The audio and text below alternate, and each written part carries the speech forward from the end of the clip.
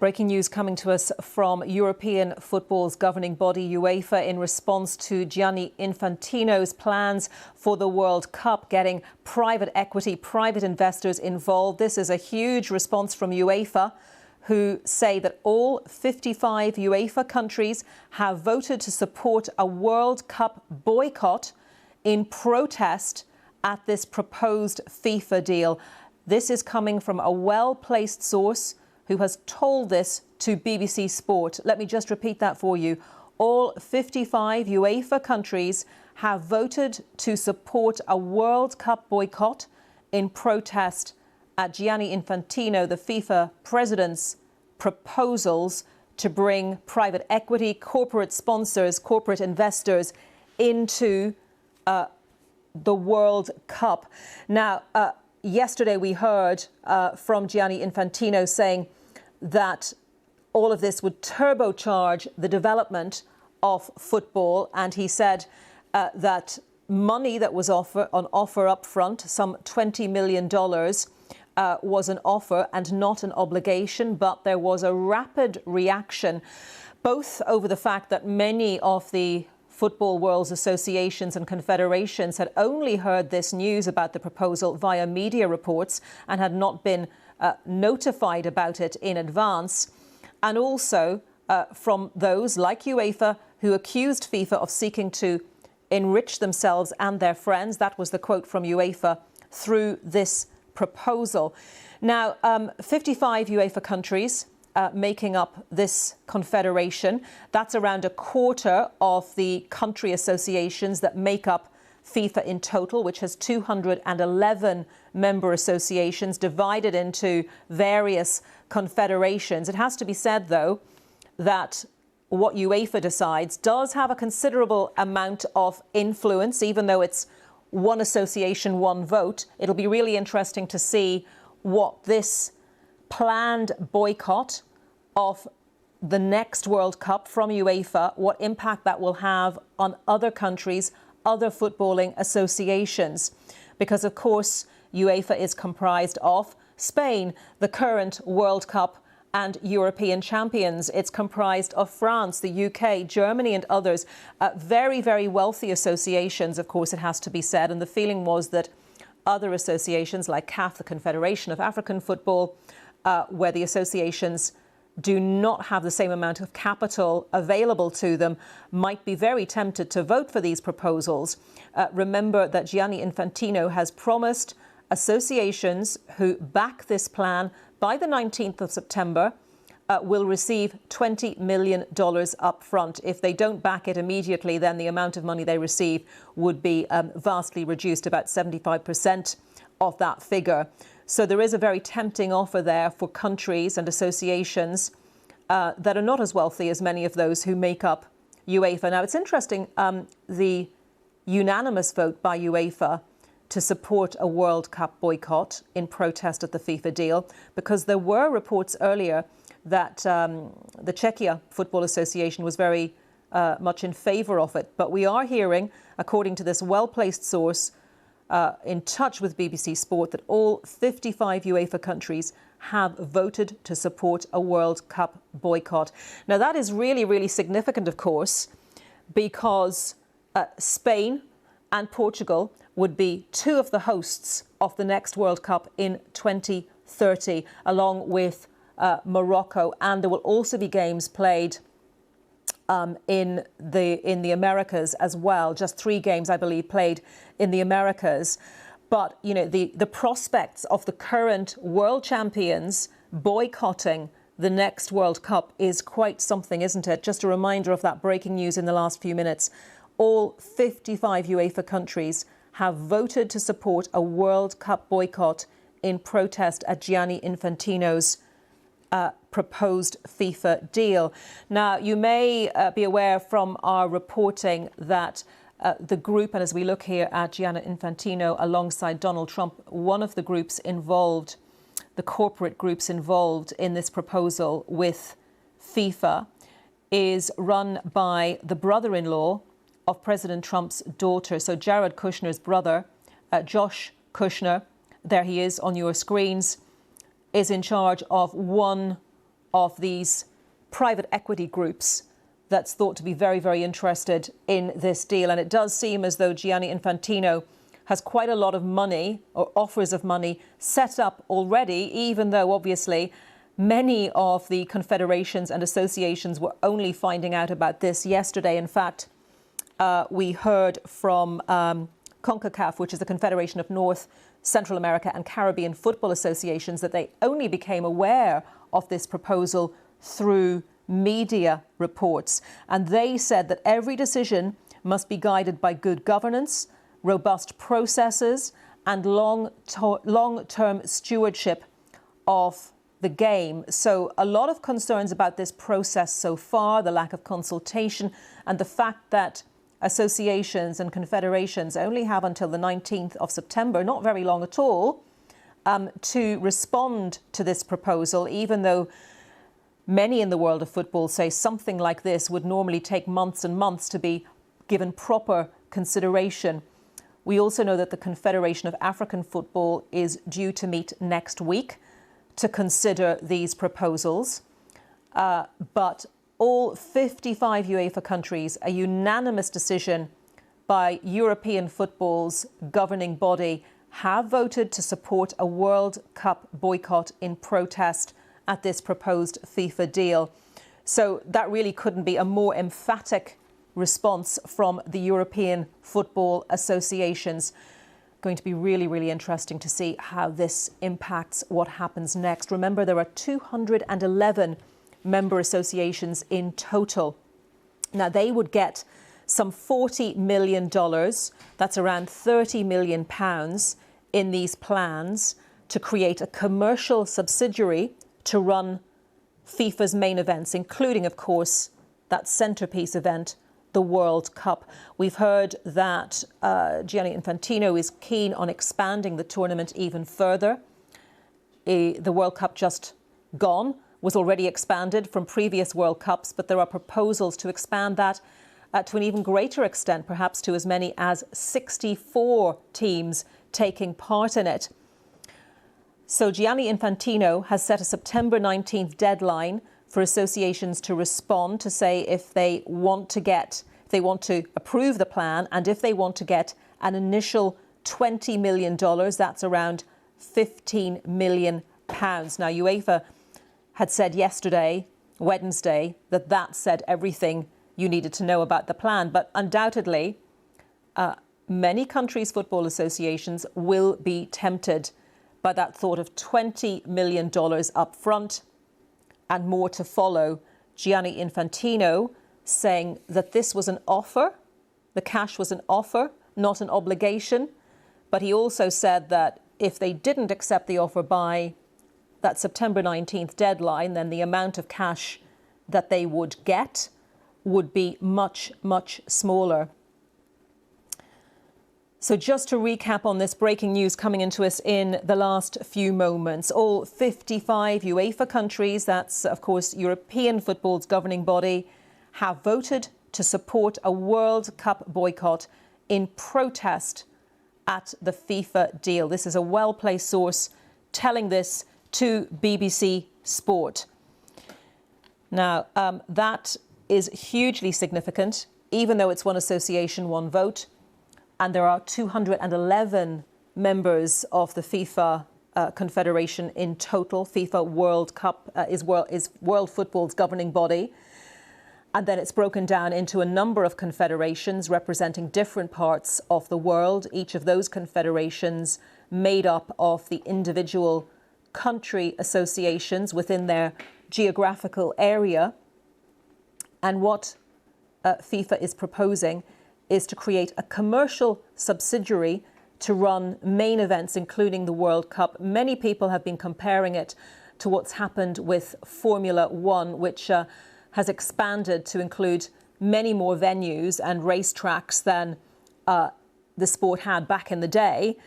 And of course, as a result, bringing in a huge sum of money to the sport. And Infantino himself is saying that this is going to turbocharge the development of the game.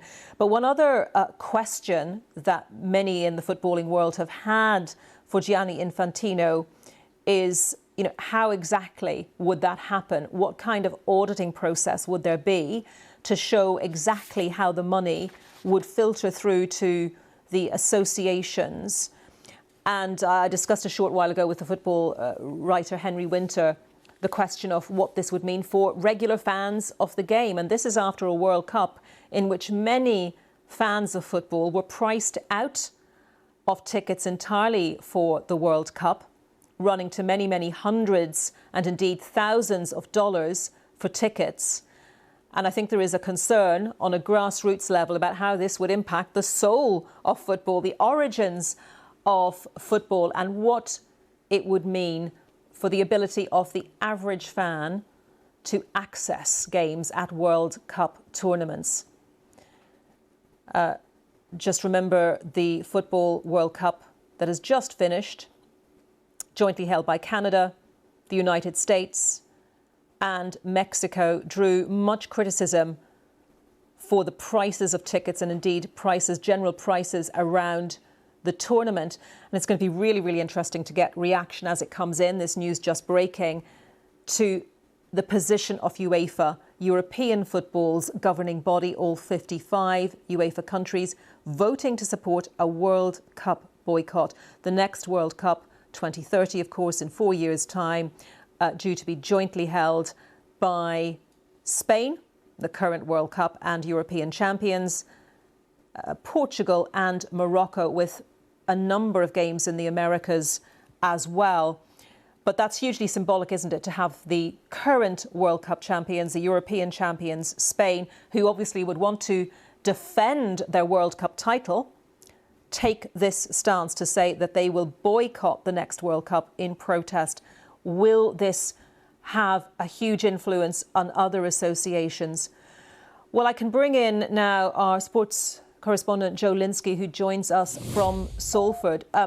Joe, this is a huge development. I think it's safe to say that's probably an understatement, in fact. Absolutely, Anita. Let me just read you for complete clarity what UEFA have just released in a statement. They say they and their 55 member associations, so each nation's football association, effectively, we unanimously and unequivocally reject FIFA's proposal to transfer ownership interests in the World Cup and other FIFA competitions to private investors. They go on to say the World Cup cannot be treated as an investment product. It is one of football's greatest sporting legacies. It has been built over generations by players, national teams and supporters across every continent. No part of it should ever be surrendered to private investors.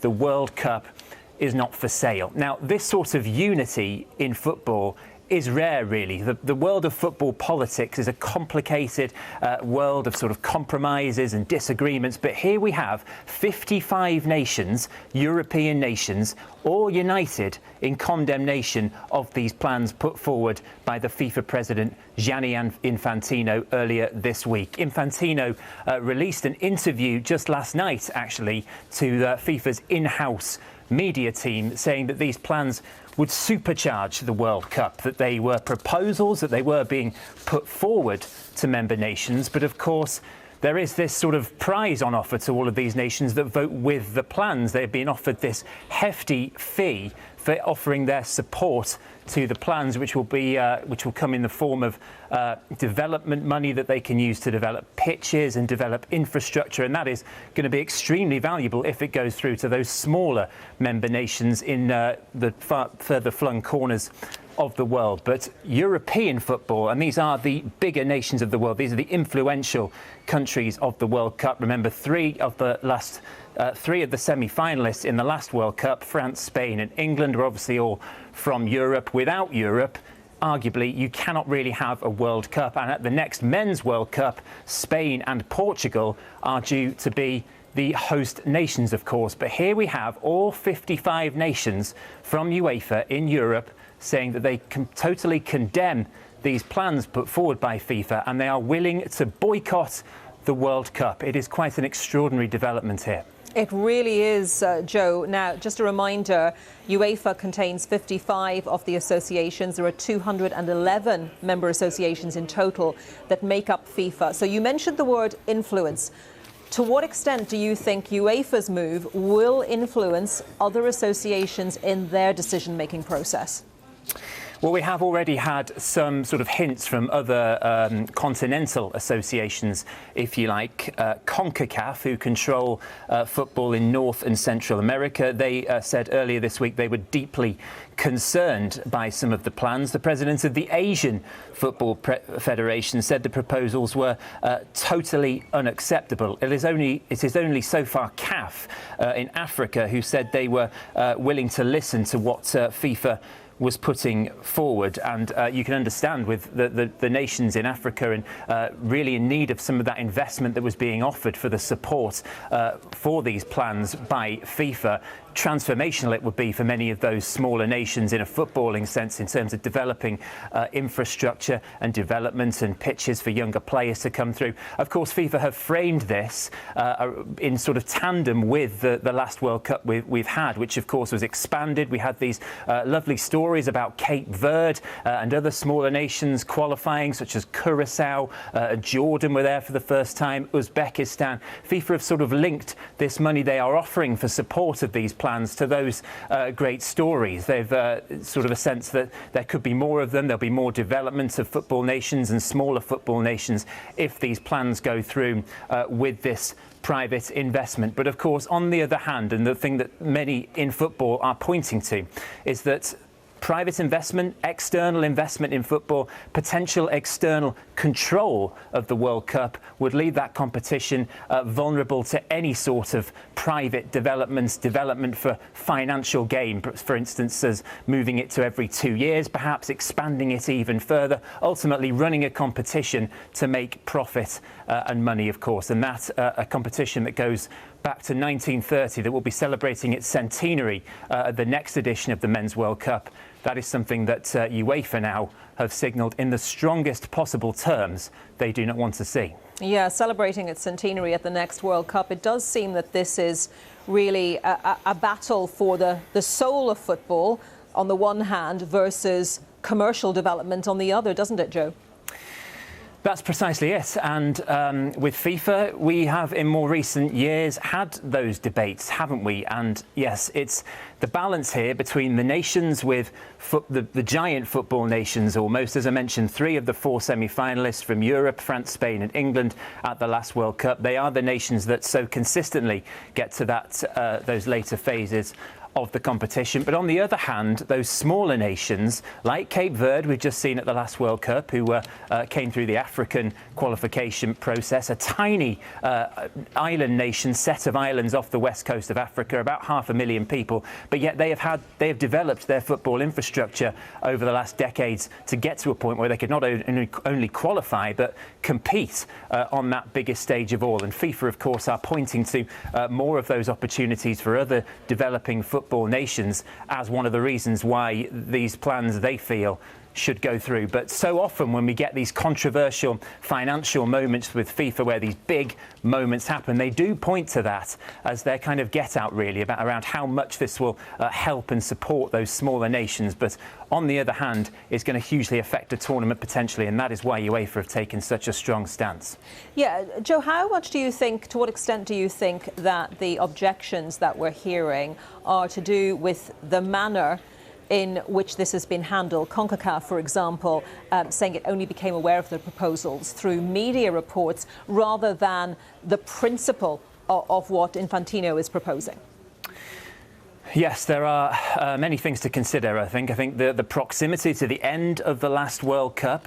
I think the involvement of Donald Trump as well, the US president, who, of course, was offered a FIFA Peace Prize, the inaugural winner of that at the end of last year. It is reported that there are links to his family, to his daughter, in terms of his son-in-law, Jared Kushner, who is part of the investment team, potentially, that are putting this bid together to take this element of control of the World Cup. I think that is another controversial factor in all this. And it also seems clearly for UEFA that it is the lack of kind of dialogue and preparation they were given for this in the lead up to an announcement that has actually leaked through the Times newspaper in the end, and that really because of UEFA possibly wanting to publicise these plans and wanting for the world to know about what was going on behind the scenes at FIFA. So a number of factors that have really riled up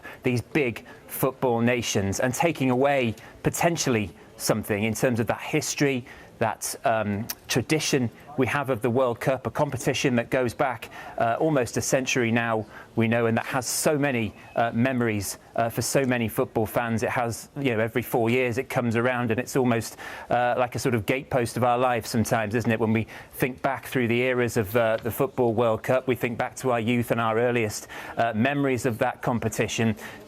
What FIFA were proposing was the total opposite of that, really, to make it a money-driven competition, potentially to give private investors potential control over decisions in terms of how the tournament is run.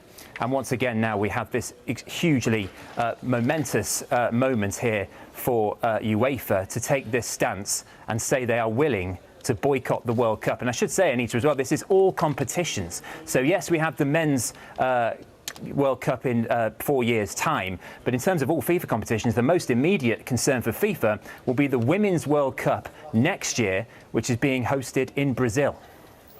Yeah, Joe, do stay with me because I'm just going on to the UEFA website and trying to pick up the statement from UEFA. And just while I do that, so that first test could be the Women's World Cup, is that right? That's correct, yes. That is the tournament taking place in 2027. And that is, yes, the most immediate concern for the FIFA completely. It's due to be hosted, as I say, in Brazil. And again, the European nations are the ones that have huge control over that competition in terms of a sporting sense. We saw Spain and England contest the last World Cup final a couple of years ago, 2023. That was the one that Spain beat England in the final. Many European nations are sort of dominant in the women's game. Of course, Germany, Sweden, Norway, England, of course, Scotland have been at major tournaments as well. Again, just like the Men's World Cup, it is a competition that will struggle to function without those European nations. Joe, please stay with us if you would. I just have this full statement now from UEFA, and let me take our audience through that. They say UEFA and its 55 member associations stand as one. We unanimously and unequivocally reject FIFA's proposal to transfer ownership interests in the World Cup and other FIFA competitions to private investors. The statement goes on, the World Cup cannot be treated as an investment product. It is one of football's greatest sporting legacies. It has been built over generations by players, national teams and supporters across every continent. No part of it should ever be surrendered to private investors. The World Cup is not for sale. And they continue, it is both irresponsible and indefensible that a proposal of such significance for football was conceived in secret and brought to the brink of approval without any meaningful consultation with those entrusted with stewarding the game. This is not merely a profound failure of leadership, but an abdication of FIFA's duty as the custodian of world football. National associations around the world are now presented with an ultimatum. Accept the irreversible capture of football's greatest competitions or bear the consequences. They say this is not a democratic decision, but governance by intimidation, an act of coercion unworthy of an institution entrusted with the stewardship of the global game. And then the statement continues, and they say their opposition goes far beyond process. The moment external investors acquire ownership interests in FIFA competitions, football changes forever. Commercial return becomes a permanent obligation. Investor expectations become a daily pressure. From that moment onwards, every decision on the international calendar, every decision on competition formats, and every decision shaping the future of football is no longer driven by what best serves the game, but by what best serves shareholders. This model has no place in world football. Football cannot mortgage its future for financial gain. UEFA says Europe's position is clear. We will never lend this model our legitimacy. No one has the moral authority to sell what they merely hold in trust for the next generation.